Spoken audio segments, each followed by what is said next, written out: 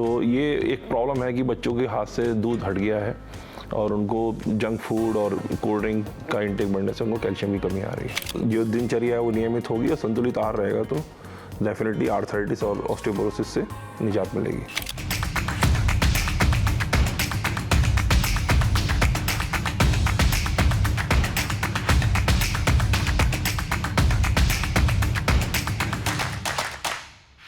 दोस्तों, आज का एपिसोड 2 ऐसी बीमारियों पर फोकस्ड है जो युवाओं से लेकर बुजुर्गों तक हर उम्र को चुपचाप अपनी गिरफ्त में ले रहा है। एक है ऑस्टियोपोरोसिस, जिसमें हड्डियां खोखली और कमजोर होने लगती हैं, और दूसरी है आर्थराइटिस, जोड़ों को जकड़कर दर्द और बेबसी दे जाती है। तो क्या बढ़ती उम्र के पहले ही हमारी हड्डियां जवाब दे रही हैं? क्या बैठने का तरीका, खाने की आदतें और भाग दौड़ की कमी इसका कारण है? इन्हीं सवालों के जवाब देने के लिए आज हमारे साथ हैं assistant professor department of orthopaedics, GSVM medical college, doctor Mohammad Faheem Ansari. Doctor साहब, आज हम लोग ऑस्टियोपोरोसिस और आर्थराइटिस पर बात करेंगे। तो सबसे पहले ऑस्टियोपोरोसिस को जानने से शुरुआत करेंगे कि एक्चुअली जो ऑस्टियोपोरोसिस होता है वो क्या होता है और ये किन्हें सबसे ज़्यादा इफेक्ट करता है? ऑस्टियोपोरोसिस बेसिकली जब बोन दो चीज़ों से मिल के बनी होती है। एक उसके अंदर मिनरल्स होता है, जैसे कि आप लोग जानते हैं कैल्शियम, और भी मिनरल्स होते हैं। दूसरा बोन मैट्रिक्स होता है जो कि बेसिकली प्रोटीन से बना होता है।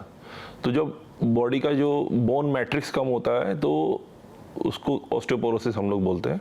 और इसमें कभी ये कैल्शियम की कमी के साथ भी चलता है और कभी कभी इसमें कैल्शियम की कमी नहीं होती, सिर्फ प्रोटीन मैट्रिक्स ही उसका जो होता है वो कम हो जाता है, जिसकी वजह से हड्डी कमज़ोर हो जाती है, ब्रिटल हो जाती है। ओके, सो डॉक्टर साहब, कहते हैं कि जो ऑस्टियोपोरोसिस होता है वो बिना किसी लक्षण के आता है। अगर ऐसा है तो फिर इसको कैसे पहचाना जाए?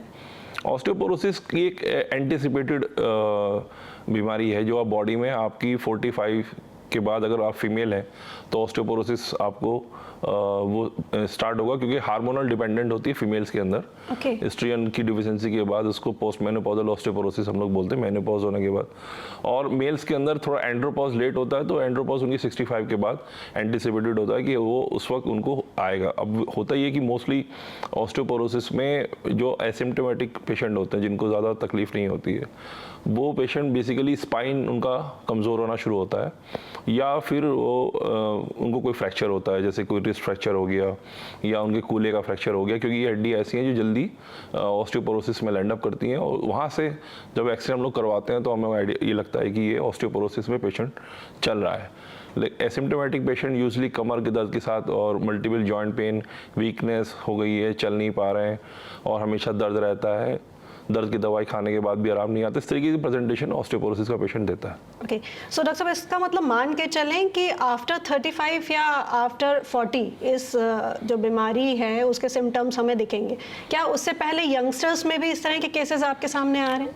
यंगस्टर्स में अगर बहुत ही इम्यून स्टेटस खराब है उसका, जैसे पेशेंट डायबिटिक है, पेशेंट को स्टेरॉइड लेना पड़ रहा है, उससे कोई स्किन प्रॉब्लम है जिसकी वजह से स्टेरॉइड लेना पड़ रहा है, तो पैथोलॉजिकली अगर वो सफ़र कर रहा है because of some systemic issues, तो उसमें ऑस्टियोपोरोसिस हो सकती है, ड्रग इंड्यूस हो सकती है। पेशेंट अगर थायराइड की बीमारी से जूझ रहा है, डायबिटीज़ से जूझ रहा है, तो उसमें सिस्टमिक कारणों की वजह से या ड्रग इंड्यूस ऑस्टियोपोरोसिस हो सकती है यंग पेशेंट में। और अगर इस तरह की सिचुएशन हो तो फिर उसके सिम्टम्स किस तरह के नज़र आते हैं?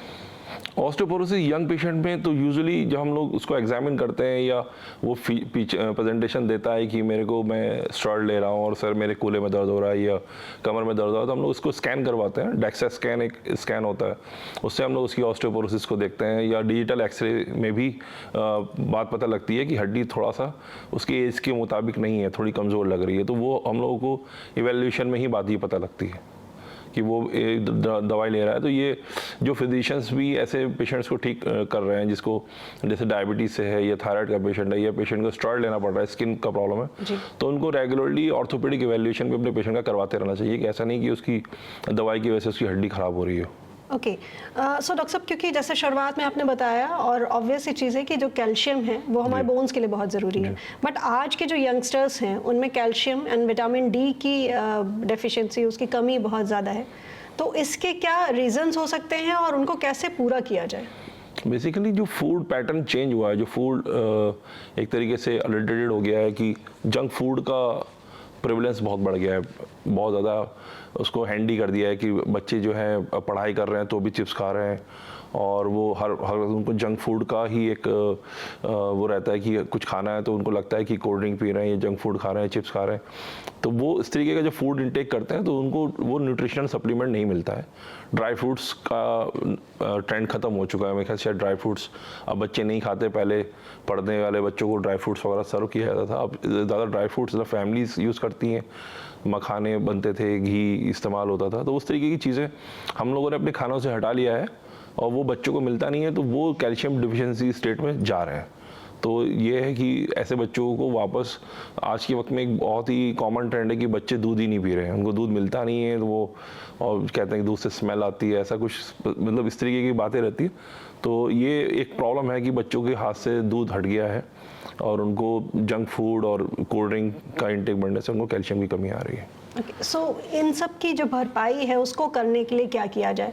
मतलब किस तरह का फूड उन्हें देना चाहिए हमारे यंगस्टर्स को, बच्चों को? बेसिकली अगर कैल्शियम या विटामिन डी से बच्चों को आपको सेव रखना है तो उनको घी, देसी घी का इस्तेमाल उनके खाने में होना चाहिए, रिफाइंड ऑयल का इस्तेमाल कम होना चाहिए, और दूध का इस्तेमाल करें या पनीर का इस्तेमाल करें, या कुछ नहीं कर पा रहे हैं तो मट्ठा भी कम से कम पी सकते हैं, बच्चे मट्ठा पी सकते हैं। किसी भी तरीके से उनको दूध, दही, लस्सी की तरफ मोटिवेट करना चाहिए और देसी घी खिलाएं और ड्राई फ्रूट्स उनको ज़रूर मिले। भीगे हुए ड्राई फ्रूट्स अगर उनको सुबह मॉर्निंग में मिलेगा तो फ़र्क पड़ेगा उस बात से। ओके, सो डॉक्टर साहब, जिन फीमेल्स को, अभी जैसा आपने बताया मोनोपॉज के बारे में, तो कि जिन फीमेल्स को जल्दी मोनोपॉज होते हैं उनको ऑस्टियोपोरोसिस का खतरा ज़्यादा होता है? हाँ, अर्ली मेनोपॉज भी कॉमन है। तो वो पेशेंट जो अर्ली मेनोपॉज में जाएंगे डेफिनेटली उनका एस्ट्रोजन बॉडी से जल्दी जाएगा। तो अर्ली मेनोपॉज आने से 40s में, 45 में भी होता है। कभी कभी ओवेरियन फेलियर हो जाता है, गायनेकोलॉजिस्ट आपको बताएंगे ओवेरियन फेलियर की वजह से भी कभी कभी फीमेल जो होता है PCOS या ओवेरियन फेलियर की वजह से उनको अर्ली मेनोपॉज होता है। तो वो पेशेंट भी ऑस्टियोपोरोसिस में जल्दी लैंड अप करती हैं और 50s में उनकी स्पाइन काफ़ी ख़राब हो जाती है। ओके, डॉक्टर साहब, अब आर्थराइटिस पर आते हैं तो एक टाइम था जब हम लोग ये मान के चलते थे कि जो आर्थराइटिस है वो सिर्फ बुजुर्गों को होगा, बड़ी एज में होगा, लेकिन अब यंगस्टर्स भी आर्थराइटिस को फेस कर रहे हैं। तो इसका क्या रीज़न हो सकता है? यंग आर्थराइटिस के पेशेंट शुरू से ही थे, वो रीड में नहीं आते थे। और आर्थराइटिस डेफिनेटली जो ऑस्टियो आर्थराइटिस है उसको तो हम लोग कहते हैं कि वो ओल्ड एज में ही आती है। ऑस्टियोपोरोसिस और ऑस्टियोआर्थराइटिस एक साथ ही पेशेंट में साथ ही चलती है, वो 19-20 के रेशियो में। लेकिन यंग पेशेंट में जो इम्यूनिटी फेलियर हुआ है बच्चों के अंदर, एक तो उनकी बॉडी इनएक्टिविटी, और दूसरा मैंने आपसे बताया कि जंक फूड का इंटेक करना, उनका माल न्यूट्रिशन, तीसरा उनको फूड अडल्टेटेड मिल रहा है, कोल्ड ड्रिंक पीने का ट्रेंड बढ़ा है। इसकी वजह से बच्चों की इम्यूनिटी ख़राब हुई है और इम्यूनिटी ख़राब होने की वजह से उनको जो है एक्सपोज फूड खाना, बाहर खाना, पहले बहुत ही रेयर होता था कि बाहर खाना लोग खाते थे और शादी में किसी फंक्शन में खाना मिलता था, लेकिन अभी ट्रेंड बन गया है और ऑनलाइन फूडिंग ऐप्स हैं, उनसे भी खाना मंगाते हैं। तो बहुत ज़्यादा जो एक्सपोज फूड है और अनस्ट्राइल फूड है या कॉन्टेमिनेटेड फूड हम बोले, वो आपके घर तक पहुंचता है। तो वो डेफिनेटली आपकी इम्यूनिटी इफेक्ट करने के बाद आपको एक ऑटो इम्यूनिटी डेवलप होती है आपकी बॉडी के अंदर, जिसकी वजह से कि रूमेटॉइड आर्थराइटिस के पेशेंट या एंकलाइजिंग स्पॉन्डिलाइटिस के पेशेंट, बाकी आर्थराइटिस जो हैं जो कि इम्यून रिलेटेड हैं, वो डेवलप हो रही हैं, ज़्यादा हो रही हैं वो।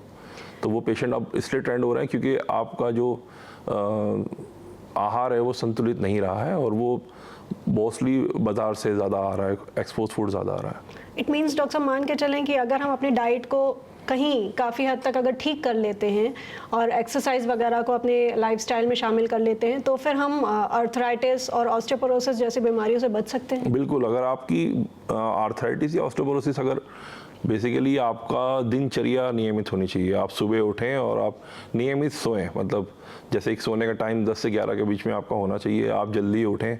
जो सूर्य नमस्कार करने का जो या योगा करने के लिए जो मोटिवेशन किया जाता है वो इसलिए होता है कि अर्ली सन एक्सपोजर आपको मिलता है, आपकी बॉडी के अंदर अर्ली ऊर्जा डेवलप होती है, आप एक्सरसाइज करने के लिए आपका वक्त होता है। अगर आप लेट सोएंगे तो आप 8 बजे से पहले उठेंगे नहीं और फिर आपके पास ऑफिस जाना है, आपको टाइम नहीं है आपके पास, तो 1 घंटे में आप तैयार होंगे। या तो एक्सरसाइज करने के लिए आपको 6 बजे उठना पड़ेगा, 10 बजे सोना पड़ेगा। और जब आप जल्दी उठेंगे तो आप एक्सरसाइज भी करेंगे तो आप पानी भी पिएंगे, हाइड्रेट होंगे, आपकी बॉडी उस तरीके से फंक्शन करेगी। और सीधा ऐसे नहीं कि आप सिर्फ चाय पी के काम पे जाएंगे, तो आपको नाश्ते करने का भी टाइम मिलेगा और स्ट्रेस आपका बॉडी से थोड़ा सा कम रहेगा। भागा दौड़ी मॉर्निंग में हबड़ दबड़ में आपको जो स्ट्रेस डेवलप होता है वो फिर आपके पूरे दिन आपके साथ चलता है, तो वो ख़त्म होएगा। तो नियमित जो दिनचर्या है वो नियमित होगी और संतुलित आहार रहेगा तो डेफिनेटली आर्थराइटिस और ऑस्टियोपोरोसिस से निजात मिलेगी।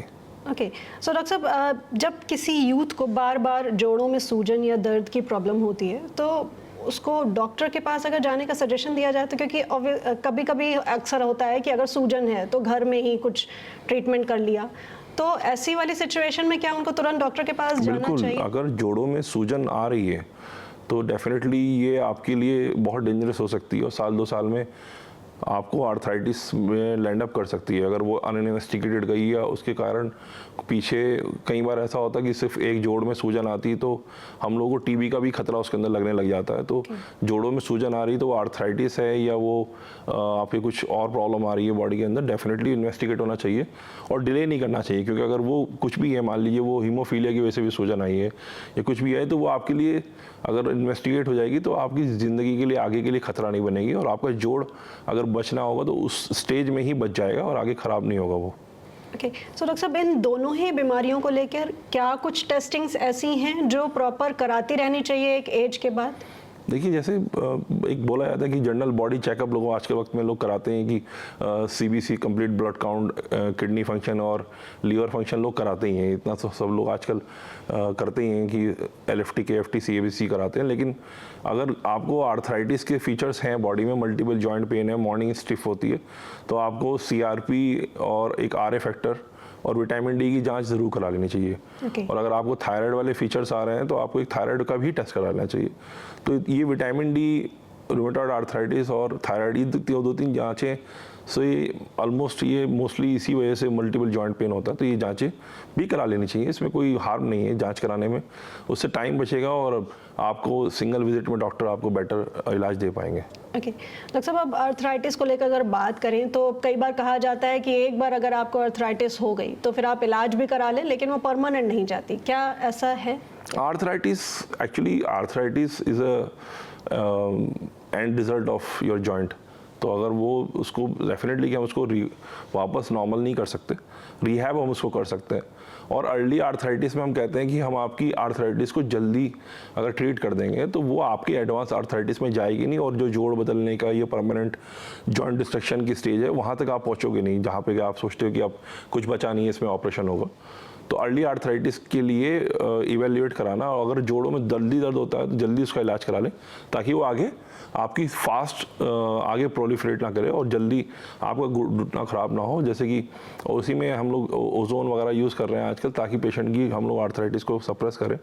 दवाइयाँ ऐसी आ गई हैं आज के वक्त में जिससे कि पेशेंट को हम उसकी अर्ली आर्थराइटिस को भी काफ़ी दिनों तक उसको सिम्टम फ्री रख सकते हैं। तो आर्थराइटिस को हम लोग रिहैब कर सकते हैं। ओके, डॉक्टर साहब, अब हमारे जो व्यूअर्स हैं जी, उनको आर्थराइटिस और ऑस्टियोपोरोसिस से बचने के लिए आप फाइनली क्या मैसेज देना चाहेंगे? सबसे इम्पॉर्टेंट ये है कि आप पहले तो अपनी दिनचर्या नियमित करें, जल्दी उठें और एक्सरसाइज करें, स्ट्रेंथ ट्रेनिंग ज़रूर करें। 2.5 घंटे हम कहते हैं कि आपको 2.5 घंटे हफ्ते में अपने लिए निकालना चाहिए जो आपका एक्सरसाइज का टाइम होना चाहिए। और उसके बाद जो है मॉर्निंग में उठ के वाटर इनटेक अपना बढ़ाएं।